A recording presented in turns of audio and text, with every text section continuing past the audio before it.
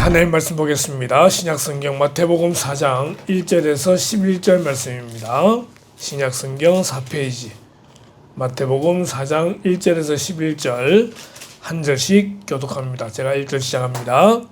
그때에 예수께서 성령에게 이끌리어 마귀에게 시험을 받으러 광야로 가사 40일을 밤낮으로 금식하신 후에 줄이신지라.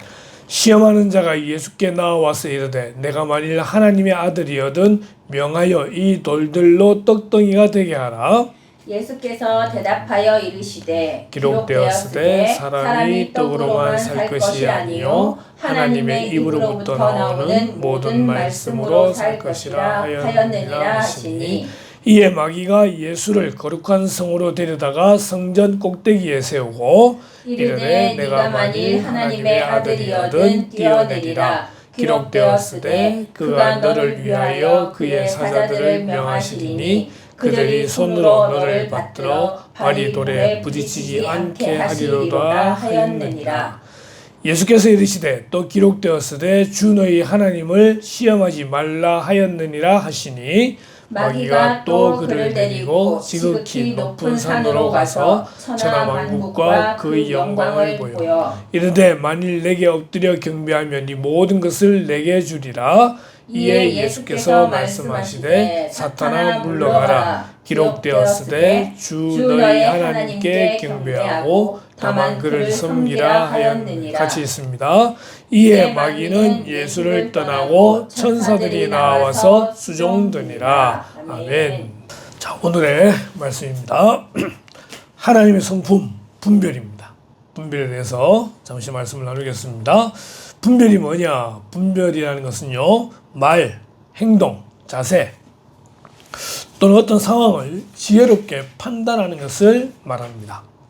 그래서 분별은 굉장히 중요합니다. 우리나라 법조계를 보게 되면요, 변호사가 있습니다. 검사가 있습니다. 근데 더 중요한 게 뭐냐면은 판사입니다.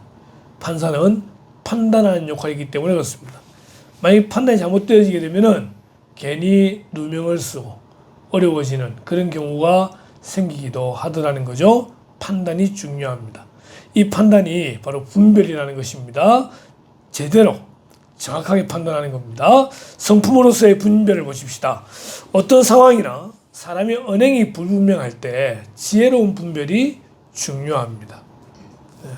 어떤 상황이나 사람의 언행이 불분명할 때에 그것을 바르게 알아내는 그런 지혜로운 분별이 중요합니다. 분별은 단순한 지식이나 논리적 판단을 넘어서 상황과 맥락을 고려하여 최선의 선택을 내리는 성품입니다. 최선의 선택입니다. 우리는 이 선택에 있어서 좀 장애들을 가지고 있잖아요. 그죠? 이거냐 저거냐 하면은 뭐가 좋은지 몰라서 계속해서 이제 힘들어하는 그런 이 모습들이 많은데 가장 최고의 또한 최선의 선택을 내리는 그것은 분별을 통해서 가능합니다. 분별은 인간관계, 영적 판단, 실생활의 선택에서 필수적인 역할을 합니다. 오늘 분별을 다루면서 우리가 몇 가지를 보게 될 텐데 그 중에 가장 첫 번째로 잘못된 판단을 하고 잘못된 분별을 했던 한 사람과 한 가족의 이야기를 보십시다. 그것은 바로 여자와 아담의 이야기입니다.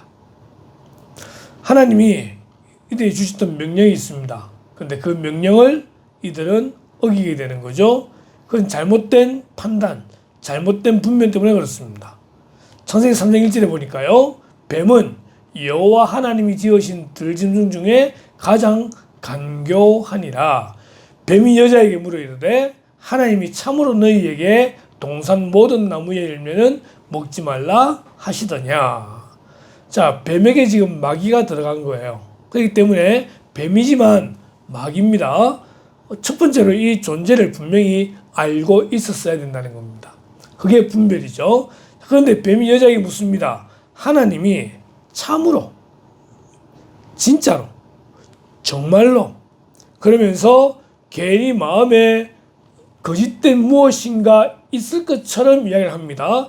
너희에게 동산 모든 나무의 열매를 먹지 말라 하시더냐. 먹지 말라고 한 것은 하나밖에 없죠. 선악과죠. 그런데 이렇게 선악과를 이야기하는 것이 아니라 두리뭉실하게 애매하게 하나님이 참으로 너희에게 동산 모든 나무의 열매를 먹지 말라 하시더냐 라고 지금도 사탄은 우리를 공격하고 있습니다. 자, 그때 여자가 이렇게 말을 하죠. 여자가 뱀에게 말하되 동산 나무의 열매를 우리가 먹을 수 있으나 동산 중앙에 있는 나무의 열매는 하나님의 말씀에 너희는 먹지도 말고 만지지도 말라 너희가 죽을까 하셨느니라. 죽을까 하노라 하셨느니라. 좀 이따 살펴보겠지만 하나님은 먹지 마라. 먹으면 죽는다. 이 두 가지 말씀하셨어요. 그런데 지금 여자가 뭐라 말합니까? 우리가 그것을 먹지도 말고 만지지도 말라고 말씀하셨다. 말씀을 추가시키는 거죠. 그리고 먹으면 반드시 죽는다 라고 하셨는데 죽을 수도 있고 아닐 수도 있다라고 말씀을 변질시키게 되는 겁니다. 여기서 중요한 것은 뭐냐면은 여자는 말씀에 분명히 서서 그 사탄의 마귀의 그 하는 말을 분명히 판단하고 분별했어야 된다는 거예요. 근데 그렇게 못하니까 마귀가 틈을 잡고 들어옵니다. 이렇게 이야기합니다. 너희가 결코 죽지 아니하리라. 그리고 너희가 그걸 먹는 날에는 너희 눈이 밝아져서 하나님과 같이 되어 선악을 알 줄 하나님이 아심이니라. 마귀의 이름 중에 하나가 거짓의 아비입니다. 마귀는요, 거짓말하는 존재예요.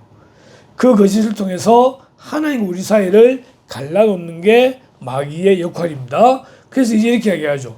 여자가 틈을 보이게 되니까 사탄은 완전히 거짓말합니다. 너희가 결코 죽지 아니하리라. 하나님은 분명히 반드시 죽는다고 했는데 지금 사탄은 이렇게 말하고 있는 거죠. 그리고 그걸 먹으면 오히려 너희 눈이 하나님과 같이 된다라고 그들을 더 구체적으로 유혹하고 있는 것을 보게 됩니다. 이 말까지 듣고 나니까 여자가 그 나무를 보는데 이렇습니다. 먹음직하고 보암직하고 지혜롭고 할 만큼 탐스러워 보였더라는 것입니다. 이거 희한하죠? 분명히 아닌 거예요.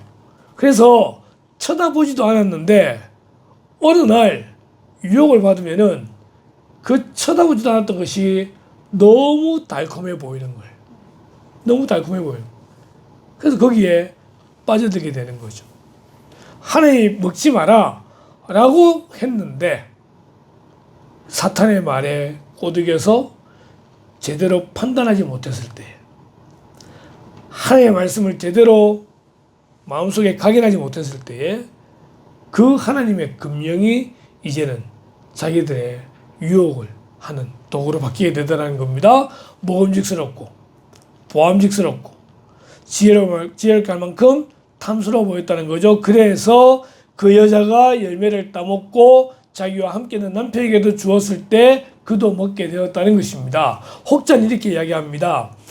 하나님께서 이 선악과를 먹지 말라고 한 것은 누구에게냐? 아담에게라는 것입니다.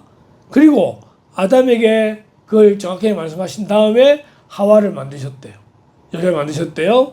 그래서 여자는 이제 아담을 통해 말을 들었기 때문에 확실치 않다라고 말하는 사람도 있긴 하지만 창세기 2장을 보니까 하나님께서 아담과 하와를 에덴 동산에 두시고 그들에게 선악과를 보여주시면서 말씀하셨던 거라는 거예요. 그러기에 하나님의 말씀을 들었음에도 불구하고 분별력이 없으면 죄에 빠지고 만다는 것입니다. 그리고 그들은 정말 눈이 밝아져 가지고 자기들의 몸이 벗음을 알게 되는 거죠. 그리고 그 벗은 몸이 부끄러워서 무화과 나무 잎으로 치마를 입에서 입게 됩니다. 통일교는 여기서 출발합니다. 첫 번째 사람 아담과 하와의 죄는 성범죄였다 라고 말하면서 그것을 예수님은 해결하지 못했기 때문에 그 성적인 부분을 해결하기 위해서 온 메시아가 문선명이다. 그리고 그 문선명이와 피가름의 의식을 통해서만 구원받을 수 있다라고 하는 것이 통일교입니다. 그 통일교에서 나온 것이 JMS고 그 통일교에서 논리 가지고 나온 것이 신천지 이만이고 이단이 다 되는 거죠. 잘못된 겁니다. 이 범죄는 성범죄가 아니라 하나님의 말씀에 불순종한 아담과 하와의 모습이라는 것입니다. 자, 그렇게 치마를 해입고 그들은 숨었습니다. 하나님이 그들을 찾습니다. 여호와 하나님이 아담을 부르시며 그에게 이르시되 내가 어디 있느냐? 어디 있느냐? 그때 이렇게 말하죠. 내가 동산에서 하나님의 소리를 듣고 내가 벗었으므로 두려워하여 숨었나이다. 하나님 묻습니다. 누가 너의 벗었음을 너에게 알렸느냐? 내가 너에게 먹지 말라 명령한 그 나무 열매를 왜 먹었느냐? 라고 책망하십니다. 그때 아담이 이렇게 말하죠. 아담이 이르되 하나님이 주셔서 나와 함께 있게 하신 여자 그가 그 나무 열매를 내게 줌으로 내가 먹었나이다. 참 비겁하죠. 내가 먹었는데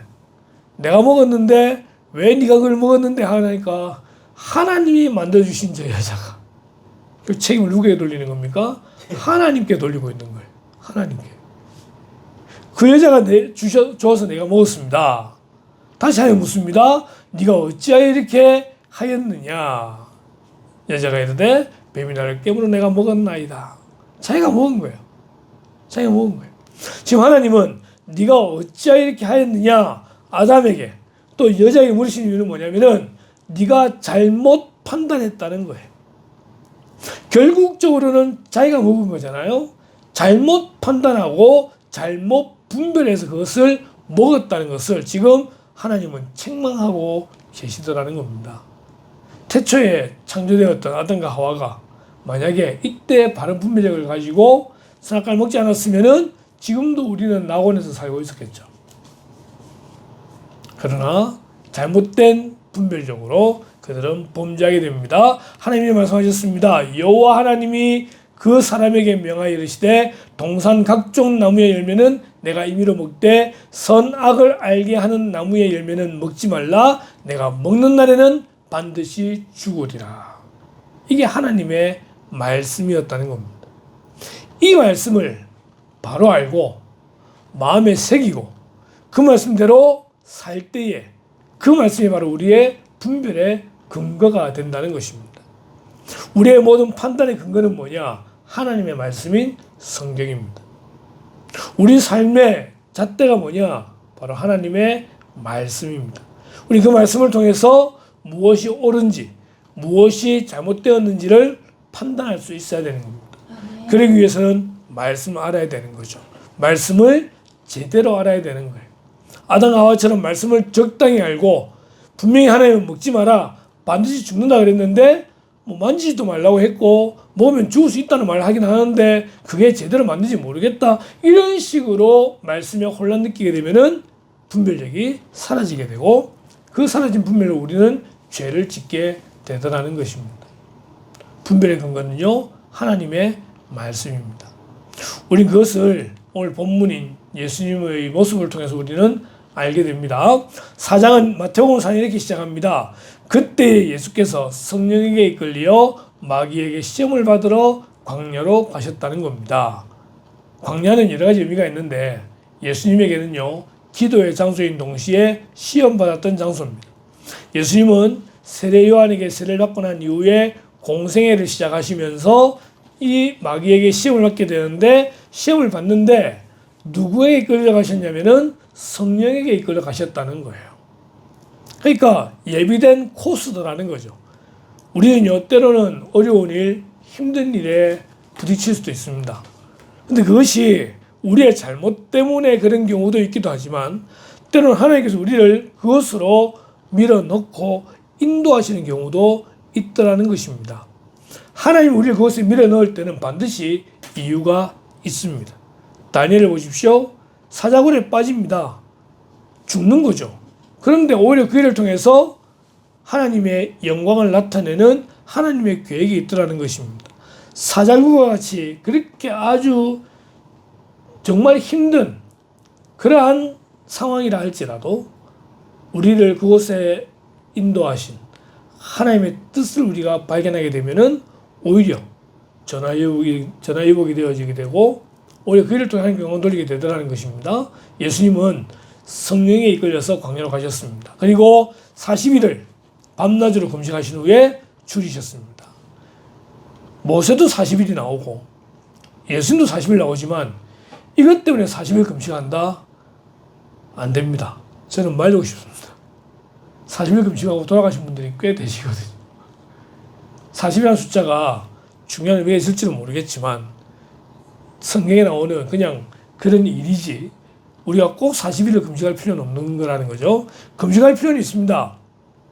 금식하면서 우리의 어떤 육적인 모든 걸 내려놓고 하나님께 메어 달리는 그런 의미에서 금식은 때로는 필요하긴 해요. 금식하면서 기도하는 거죠. 굶식이 아닙니다. 그냥 무작정 굶는 거는 아니에요. 기도하면서 하나님께 좀 더 가까이 나가게 금식하는 것은 필요합니다. 때로는 그것이 하루가 됐든 때로는 3일이 됐든 때로는 7일이 되었든 할 수 있습니다. 그러나 이것이 우리의 생명을 해칠 정도가 되면은 곤란합니다. 오늘 예수님 받은 첫 번째 시험은 바로 이런 그림의 내용이죠. 마귀가 예수님께 말합니다. 돌이 떡이 되게 해라. 돌이 떡이 되게 해라. 4장 3절에 기록되어 있습니다. 시험하는 자가 예수께 나와서 이르되 내가 만일 하나님의 아들이거든 명하여 이 돌들로 떡덩이가 되게 하라. 떡덩이 되게 하라. 지금 예수님 40일 굶주리셨어요. 금식하셨어요. 배가 고픕니다. 근데 그런 가운데 예수님이 돌로 떡이 되게 하시게 되면은 먼저 예수님의 배가 부르게 될 것이고 두 번째 이것이 소문이 나가지고 사람들은 예수님이 하나님의 아들이신 줄로 알게 될 거라는 거예요. 요한복음 보니까 예수님께서 오병이어로 수천 명의 사람을 먹이시게 됩니다. 그 사건 이후로 사람들이 예수님을 찾아다닙니다. 왜요? 예수님이 우리의 왕이 되시면 우리가 먹는 것 걱정 없다는 겁니다. 우리나라의 대통령 뽑을 때 가장 먼저 생각이 뭐죠? 경제 대통령입니다. 잘 먹고 잘 살게 해주는 대통령. 예수님은 기도하셔서 떡을 떼는데 떡이 끊이지 않는 거예요. 고기가 끊이지 않는 거예요. 이 오병이어의 사건을 통해 그들이 느끼는 것은 저분이 우리의 왕이 되게 되면은 우리는 굶주리지 않겠다. 그래서 예수님을 찾아다니게 되죠. 오히려 예수님은 한적한 곳에 가셔서 기도하시게 되더라는 것입니다. 첫 번째 시험은 그런 거예요. 이 돌이 떡이 되게 해라. 그러면 너도 먹고 배부르게 될 것이고 사람들이 너를 하나님의 아들로 인정하게 될 것 아니냐라고 할 때 예수님 말씀에 이렇습니다. 기록되었으되 사람이 떡으로만 살 것이 아니요 하나님의 입으로부터 나오는 모든 말씀으로 살 것이라. 사람이 떡으로만 사는 것이 아니에요. 하나님의 입으로부터 나오는 말씀으로 살게 된다는 것입니다. 가장 중요한 단어가 뭐죠? 기록되었으되입니다. 기록되었으되. 이 말씀은 신명기에 기록되어 있는 말씀입니다. 예수님은 구약의 성경을 아셨고 그 구약의 성경을 근거로 사탄과 이 싸움 가운데 시험 가운데 승리하시게 되는데 기록되었으되. 기록되었으되. 아까 우리가 분별의 근거가 뭐라 그랬죠? 하나님의 말씀이라 그랬어요.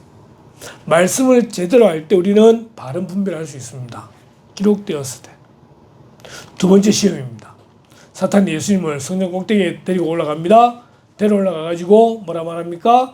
예수님이 기록되었으되 라고 하니까 사탄도 좋다고 나도 기록되었으되 라고 나옵니다. 4장 6절에 보니까 이르되 네가 만일 하나님의 아들이거든 뛰어내리라. 기록되었으되 그가 너를 위하여 그의 사자들을 명하시리니 그들이 손으로 너를 받들어 발이 돌에 부딪히지 않게 하리로다 하였느니라. 여러분 성전 꼭대기에 뛰어내렸는데 천사가 받쳐서 살아났다. 그러면은 모든 언론들이 기적이라 그러겠죠. 스포트라이트 비추면서 저분이 하나님의 아들이라 그러겠죠. 세상적으로 소문나기 시작할 겁니다. 엄청난 사람들이 몰려들어가지고 당신 하나님의 아들입니다라고 그렇게 숭배하는 일이 벌어지게 될 것이죠. 지금 사탄이 이렇게 말합니다. 네가 이 세상에 온 목적이 뭐냐는 거죠. 너는 하나님의 아들로서 이 세상 모든 사람을 구원하기 위해서 온 것이 아니냐는 거예요. 그러면은 뭐 구차하게 목숨의 아들로 살지 말고 처음부터 당당히 하나님의 아들이라고 밝히면은 모든 사람이 너를 인정할 거 아니냐. 한번 뛰어내려 봐라 라고 말하는 겁니다. 그때 예수님 하시는 말씀이 예수께서 이르시되 또 기록되었으되 주 너희 하나님을 시험하지 마라. 뛰어내리면 천사를 보냈냐 안 보냈냐 시험해 말하는 거죠. 하나님을 시험하지 말라는 거예요. 내가 이 땅에 온 목적은 뭐냐면은 다른 사람 모든 사람의 죄를 짊어지고 십자가에 죽어야 되는 거지. 그로 인해 부활한 다음에 그로 인해서 하나님의 아들이라는 것을 인정받게 되는 것이지, 그 하나님의 아들이 인정받아서 죽지 않도록 하는 그게 목적이 아니라는 거예요. 하나님 시험하지 말라는 겁니다. 세 번째는 천하만국을 보여주면서, 높은 산에 올라가서 천하만국 보여주면서 나한테 전하면은 이 모든 걸 다 너에게 주겠다. 이렇게 돼 있죠. 마귀가 또 그를 데리고 지극히 높은 산으로 가서 천하만국과 그 영광을 보여 이르되 만일 내게 엎드려 경배하면 이 모든 것을 내게 주리라. 예수님 말씀하십니다. 사탄아 물러가라. 기록되었으되 주 너희 하나님께 경배하고 다만 그를 섬기라 하였느니라. 모든 천하만국이 누구의 것입니까? 하나님의 것입니다. 하나님의 것인데, 그리고 온전히 경배할 존재는 하나님밖에 없는데 사탄은 그것으로 유혹을 하고 있는 거예요. 모든 걸 보여주면서 나에게 절하라. 자기가 왕이라 생각하는 거예요. 신약성경 보니까 사탄을 공중 권세 잡은 자라고 말을 합니다. 사탄이 타락하고 난 다음에 이 세상의 권세를 자기 손에 잡고 있습니다. 그럼에도 불구하고 이 세상은 온전히 하나님의 것입니다. 우리의 믿음의 대상, 우리의 섬김의 대상, 우리의 경배의 대상은 온전히 하나님 한 분밖에 없는데, 여기서도 뭐라 기록되어 있습니까? 기록되었으되. 예수님은 이 사탄과의 시험 가운데에서 무엇으로 이기셨느냐? 말씀으로 이기셨습니다. 하나님의 말씀으로 사탄을 대적해서 승리하셨다라는 것이죠. 이렇게 아담과 하와의 이야기, 그 예수님 시험을 통해서 볼 수 있는 세 가지가 있는데, 요한일서 2장에 이렇게 말하고 있습니다. 이 세상이나 세상에 있는 것들을 사랑하지 말라.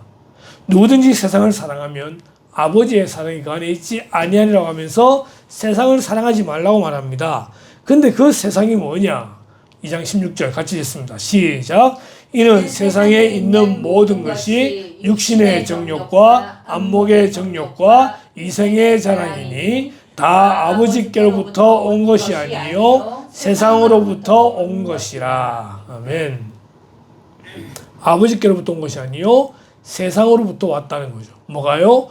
육신의 정욕과 안목의 정욕과 이생의 자랑이라고 하는 것입니다.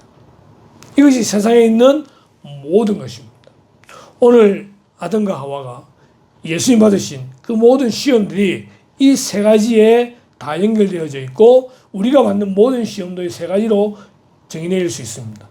육신의 정욕, 안목의 정욕, 이생의 자랑. 다시 말씀하시기를 이 세상도 그 정욕도 지나가되 오직 하나님의 뜻을 행하는 자는 영원히 거하느니라. 우리는 이 세상을 사랑하지 말아야 합니다. 온전히 하나님의 뜻을 행해야 됩니다. 그러기 위해서 무엇이 필요하냐? 분별력이 필요합니다. 이것이 하나님의 뜻인지, 이것이 세상의 것인지를 판단을 제대로 하지 못하게 되면은 우린 거기에 휩쓸리게 되더라는 것이죠. 육신의 정욕이 있습니다. 육신의 정욕은요, 인간을 지배하는 죄의 탐욕을 이야기합니다. 하와가 선악과 보았을 때 먹음직스러워 보였다라고 말을 합니다. 예수님은 시험을 받습니다. 돌로 떡떡이가 되게 하라. 이것이 육신의 정욕에 관계된 것입니다. 육신의 정욕을 몇 가지 이야기하면 첫 번째 권력욕이 있습니다. 권력욕은요, 권력을 잡으려는 욕심입니다. 여러분, 권력욕에 한번 빠지게 되면 답이 없습니다. 정치하고 어떤 단체의 리더가 되고 하는 것들이 능력이 있는 사람이 자연스럽게 되어지는 것은 그건 권력욕이 아니지만, 능력이 없는데도 불구하고 권력을 잡으려고 하는 그것은 다 권력욕이에요. 우리 능력이 되는데도 불구하고 권력욕을 부리는 사람이 있습니다. 이런 그림이 있더라고요. 왕이 되어서 자기 마음대로 주물럭거리는 그런 사람의 욕심이 뭐냐? 권력욕입니다. 이게 육신의 정욕입니다. 물욕도 있죠. 물욕은 뭡니까? 재물을 탐내는 마음입니다. 내 것이 아닌데 남의 것을 빼앗으려고 하는 것이 물욕입니다. 그리고 지나치게 탐하는 욕심이 있죠. 탐욕입니다. 이런 것들이 육신의 정욕이에요. 그걸 가장 잘 설명해주는 드라마가 있습니다. 오징어 게임. 거기는요, 물질이 등장합니다. 무려 456억이죠? 456억. 그걸 차지하기 위해서 다른 사람을 죽이는 피 터지는 경쟁이 있습니다. 그 최후의 한 명은 사실은 돈도 돈이지만 권력입니다. 권력입니다. 인간의 모든 육신의 정욕을 적나라하게 보여주는 그것이 오징어 게임이 아닌가라고 생각을 해보게 됩니다. 이것 때문에 그 마지막에 주장했던 두 사람이 있죠. 한 사람은 아간입니다. 여호수아가 여리고를 정복했을 때에 분명히 외칩니다. 이 성의 모든 것은 하나님의 것이다. 아간은 그것을 훔쳐서 자기의 텐트 밑에 숨겨두게 됩니다. 그것 때문에 돌로 쳐 죽임을 당하게 되고 그곳 이름이 아골골짜기가 되는 거죠. 아간과 그의 가족들이 다 같이 돌에 맞아 죽습니다. 무엇 때문에요? 육신의 정욕 때문에. 아람 나라의 군대 장관 나아만이 온갖 재물을 싸들고 이스라엘에 오게 됩니다. 엘리사를 찾아갑니다. 내 병을 낫게 해주십시오. 내가 지금 나병이 들었는데 낫게 해주십시오. 엘리사가 말합니다. 요단강에 가서 7번 씻으십시오. 가서 씻었습니다. 몸이 다 나았습니다. 얼마나 기쁘겠습니까? 그래서 다시 엘리사에게 와서 감사합니다를 말하면서 자기의 모든 가져온 재물을 드리려고 할 때 엘리사는 그것을 거절합니다. 그게 돌려보내죠. 근데 그것을 누가 받느냐? 게하시가 봤어요. 종이 봤어요. 이 종에게 지금 그게 너무나 가지고 싶은 거예요. 그래서 가서 달란트를 달라, 옷을 달라라고 이야기할 때에 나만이 더 많은 걸 챙겨주게 되죠. 그리고 가지고 돌아왔어요. 그리고 숨겨두게 되죠. 엘리사에 갔습니다. 엘리사가 묻길 어디 갔다 왔느냐? 어디 갔다 왔다. 거짓말을 하게 됩니다. 오히려 그것 때문에 게하시는 그 몸에 그 나아만 장군의 나병이 옮겨붙어서 온몸이 핥게 되는 그러한 징계를 받게 되는 것이죠. 이것이 육신의 정욕입니다. 자기 게 아님에도 불구하고 더 가지려고 하는 그런 모든 욕심들, 이것이 육신의 정욕입니다. 두 번째는 안목의 정욕이 있습니다.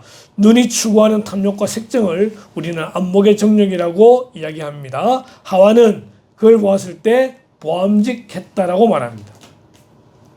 예수님께는 어떻습니까? 그를 데리고 지극히 높은 산으로 가서 천하만국과 그의 영광을 보여줬다라고 하는 것이죠. 보는 것으로 말미암아 생기는 그런 모든 정욕들이 안목의 정욕입니다. 대표되는 성경의 두 사람을 보십시다. 한 사람은 삼손과 들릴라라고 말할 수 있기도 한데 사실은 들릴라 이제 나오는 블레셋 여인이 있습니다. 14장 2절에 이렇죠. 올라와서 자기 부모에게 말하여 이르되 내가 딥나에서 블레셋 사람의 딸들 중에서 한 여자를 보았사오니 뭘 보죠? 외모를 봅니다. 몸매를 보고요. 예뻤다는 거죠. 자기 마음에는 그 하나로 충분하다는 겁니다. 지금 삼손은요. 이스라엘의 사사입니다. 이스라엘의 사사면은요. 누구에게 붙잡힌 사람이냐면은 하나님께 붙잡힌 사람입니다. 그러면은 모든 것을 판단하고 분별할 때에 하나님의 관점으로 판단해야 되는데 지금은 자기 눈에 보이는 것으로 판단을 하게 되었다는 것이죠. 이제 그를 맞이하여 내 아내로 삼게 하소서.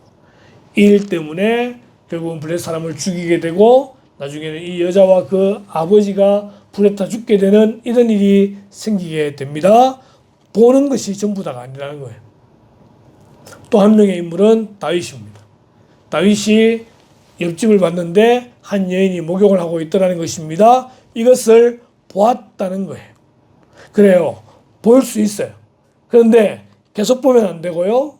그리고 그것을 생각하면 안 되는데 보고서 계속 거기에 집착되는 거예요. 보십시오. 사무엘하 11장 2절에 보니까 저녁 때에 다윗이 그의 침상에서 일어나 왕궁 옥상에서 일다가 그곳에서 보니 한 여인이 목욕을 하는데 심히 아름다워 보이는지라. 봤어요. 고개를 돌렸으면 되는데 보니까 아름다워 보이더라는 거죠. 결국 그 여자가 누군지를 알게 되어지고 남편이 지금 전쟁 때문에 군인으로 나가 있다는 걸 알게 된 다음에 자기 집에 초대를 하게 되고 식사를 하게 되고 관계를 하게 되고 임신하게 되고 이런 일이 계속적으로 진행이 되어버리게 되더라는 겁니다. 출발이 어디입니까? 보았다는 거예요. 보는 걸로 말미암아 생기는 그 모든 정욕들이 안목의 정욕입니다. 옛날에 우리가 뭘 봤습니까? 옛날에 텔레비전을 봤습니다. 옛날에 뭘 봤냐면 옛날에 만화를 봤어요. 옛날에 뭐 봅니까? 비디오를 봅니다. 이게 90년대. 그죠? 근데 지금은 뭘 봅니까? 전부 다 핸드폰을 보고 인터넷을 하고 유튜브, 스레드, 인스타 뭐 이런 것들 다 하고 있습니다. 그림을 붙이면서 가장 최신 폰을 갖다 넣었습니다. 아이폰 프로 16을 넣고 갤럭시를 폴드 7을 넣고 갈수록 이런 기술은 발전하게 됩니다. 그리고 그것으로 우리를 유혹하게 됩니다. 처음에 그냥 한번 보자 라고 했다가 5분을 보자 30분을 보자 유튜브를 보고 하면은요 1시간 그냥 갑니다. 유튜브 보고 스레드 보고 보면은요 그냥 빠져들어요. 온갖 계획이 다 있잖아요. 옛날 책을 통해서 보던 것도 이제 유튜브만 보면 다 보이니까 거기 빠져가지고 헤어나오지를 못해요. 여기에 좋은 것만 있습니까? 그렇지 않습니다. 온갖 음란한 것들이 있고 여기에 온갖 폭력적인 것들이 있고 아이들은 게임에 빠져가지고 뭐 아이만 그런 게 어른도 그렇지만은 헤어나오지를 못하게 되더라는 것이죠. 이것이 안목의 정욕입니다. 세 번째는 이생의 자랑입니다. 자기의 소유를 자랑하고 자기의 업적을 자랑하는 건데 지혜롭게 할 만큼 탐스러웠다. 그들이 손으로 너를 받들어 라고 되어 있죠. 여러분 가진 것을 자랑할 수 있습니다. 자기 업적을 자랑할 수 있습니다. 그런데 이것을 이생의 자랑이라고 말하고 있습니다. 사도 바울은 이런 사람입니다. 그러나 나도 육체를 신뢰할 만하여 만일 누구든지 다른 이가 육체를 신뢰할 것이 있다고 생각하면은 나는 더욱 그러한데 나는 8일 만에 할례를 받고 이스라엘 족속이요 베냐민 지파요 히브리인 중에 히브리인이요 율법으로는 바리새인이요 열심으로는 교회를 박해하고 율법에 의로는 흠이 없는 자라. 심지어 사도 바울은 이미 태어날 때부터 로마 시민권을 가지고 태어났다는 겁니다. 조선시대 우리나라의 최고의 자랑은 양반입니다. 양반입니다. 근데 양반 때문에 돈을 주고 양반을 사는 사람도 있어요. 그러니까 두 종류의 사람이 있죠. 하나는 처음부터 양반이었던 사람, 하나는 돈을 주고 양반된 사람. 누가 더 진성입니까? 처음부터 양반이었던 사람이에요.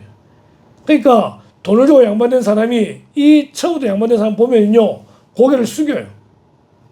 사도 바울은 원래부터 이스라엘 족속이고 베냐민 지파는 말하면 나는 왕족이라는 겁니다. 나는 왕족이고 율법적으로 바리새인이고 공부하는 것 하나도 손댈 것 없어요. 로마 시민권 가지고 태어났어요. 다른 모든 사람들이 돈을 주고 로마 시민권 산 사람들은요 여기에 고개 숙여야 돼요.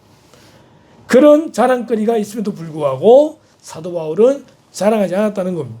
이 중에 하나만 해도 자랑거리예요. 내가 출신이 어디고 내가 뭘 잘하고 내가 능력이 어떻고 내가 가진 게 얼마고 자랑할 수 있어요. 그런데 그것이 뭐다? 죄다. 왜요?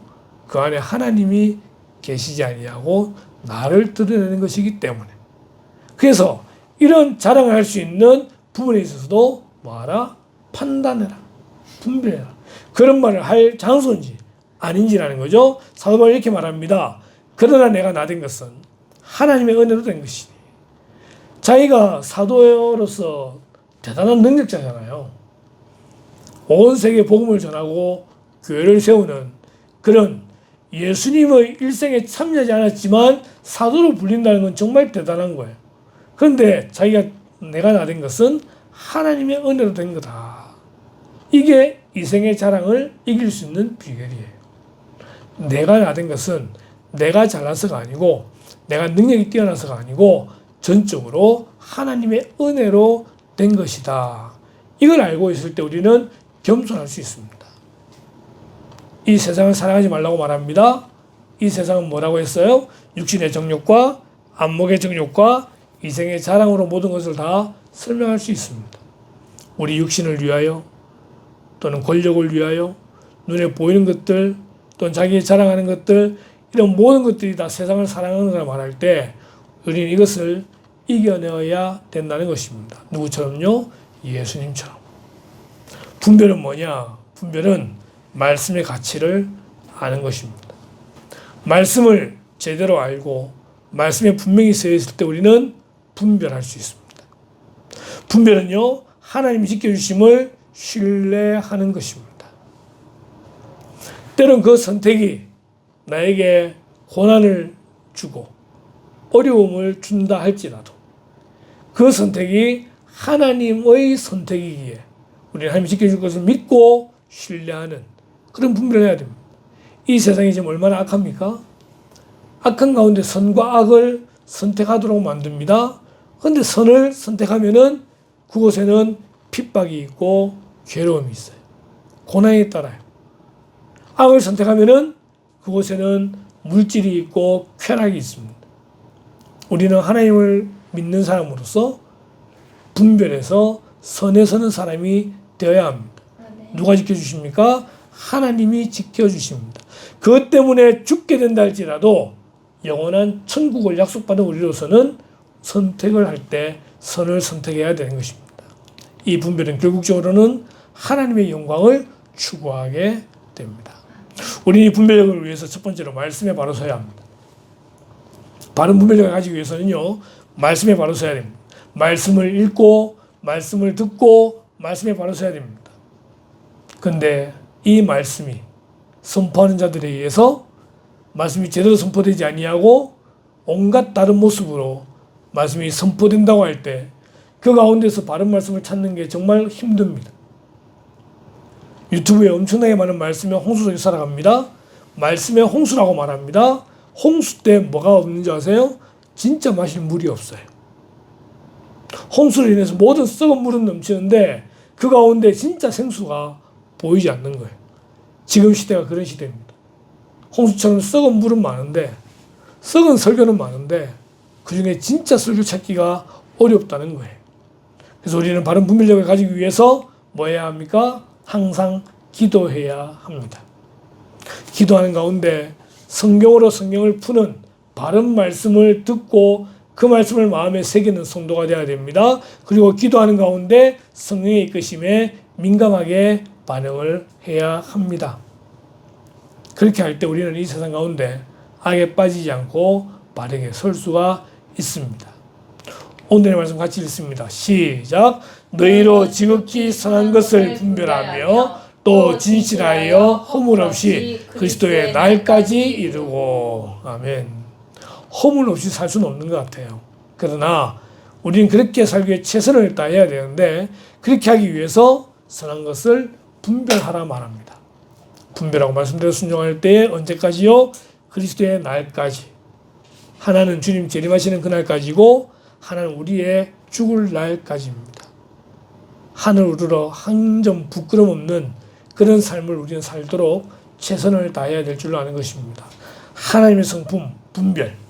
이 세상에 우리를 유혹하는 육신의 정욕, 안목의 정욕, 이생의 자랑을 따르지 아니하고 온전히 말씀대로 순종하는 가운데에 승리하는 저 여러분 되기를 주님의 이름으로 축원합니다. 기도하겠습니다.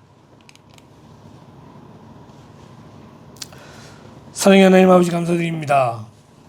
하나님의 자녀로 세워주시고 저희들에게 말씀을 주셔서 하나님의 뜻을 알 수 있는 길을 예비해 두신 것을 압니다. 이제 저희들이 그 말씀을 통하여 말씀을 읽고 듣고 묵상하는 가운데에 하나님의 뜻이 무엇인지를 깨닫게 하시고 이 세상에서 우리에게 주어지는 시험인 안목의 정욕 또한 육신의 정욕 이생의 자랑을 따르지 아니하고 온전히 하나님의 말씀대로 살아 승리하는 자들 될 수 있도록 인도하여 주시기를 원합니다. 하나님, 혼돈의 시대입니다. 혼란의 시대입니다. 무엇이 옳은지 알 수 없는 그러한 말씀의 홍수 속에 살아가고 있는 저희들에게 온전히 말씀이신 주님 찾아오셔서 만나주시고 그 말씀대로 바르게 순종할 수 있는 그런 저희들 될 수 있도록 인도하시기를 간절히 소원합니다. 바른 판별력을 가지게 하여 주시길 원합니다. 바른 판단, 바른 분별을 통하여서 온전히 하나님의 뜻대로 승리하는 그런 저희들 될 수 있도록 인도하시길 원하올 때에 이 모든 말씀을 예수님의 이름으로 기도드리옵나이다. 아멘.